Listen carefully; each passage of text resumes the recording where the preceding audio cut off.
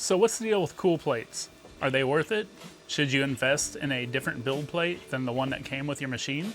We'll do a couple of torture tests, one for surface area and one for vertical adhesion.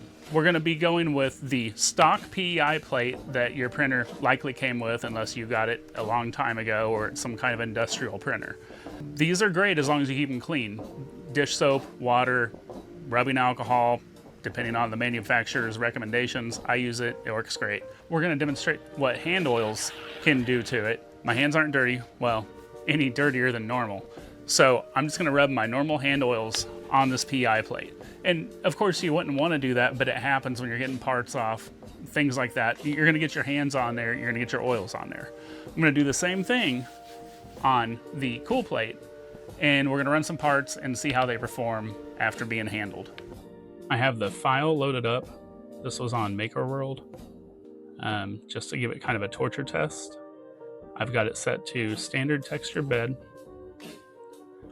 and let's print. All right, let's check in. We've got the first print going on the standard PEI plate. Already can see we're not off to a great start with that purge line there, but they're holding, so we'll see how it ends up going.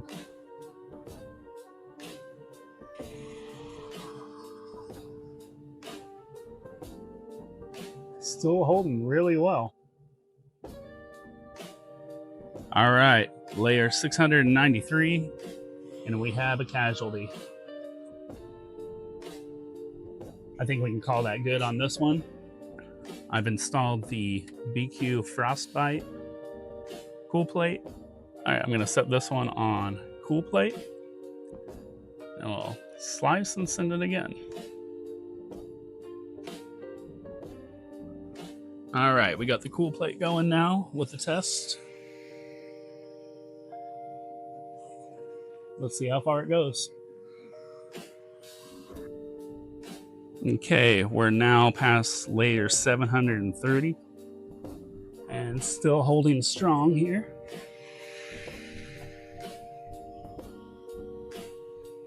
And here we go. Cool plate finished with no issues. Printed all of them, all 1,400 layers or whatever it was. No problem at all. And they're even still stuck. I removed that stock PEI plate and they all just immediately fell off, but you can see here. Okay, so now let's do a test on the H2D with the dirty plates. So we're gonna install the stock PEI plate now.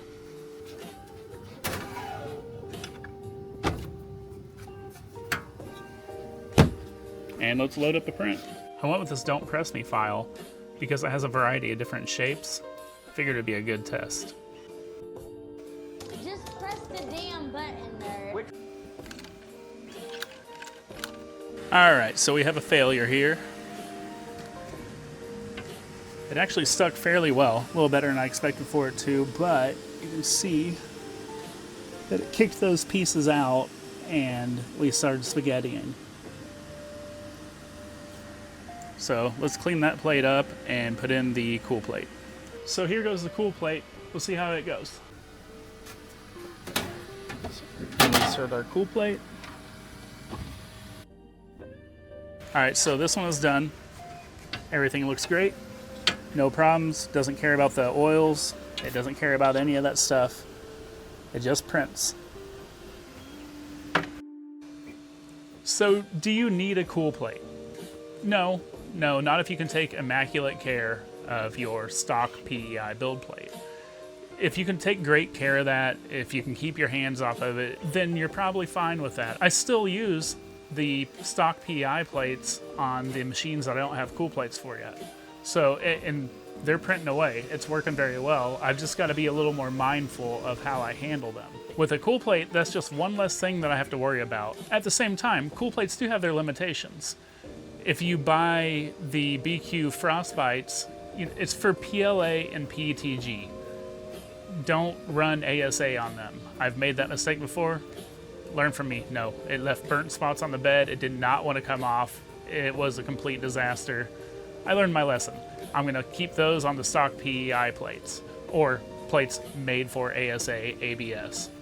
use the materials that the build plates are meant for, you'll be golden. So with those things in mind, I hope it helps you make an informed decision on whether you need to get a cool plate or if you're fine with your stock PEI plate. So basically, I just wanted to make a video covering a couple of the basics of the cool plates versus stock PEI plates. I'm old school. I've been 3D printing for over a decade, and I used to have to do the blue painter's tape. I am happy for any kind of innovation that keeps me away from that kind of stuff. Hey, thanks for watching, guys. I really appreciate you checking it out. If you haven't yet, please give me a like and subscribe. I would appreciate it very much, and I'll see you guys in the next one.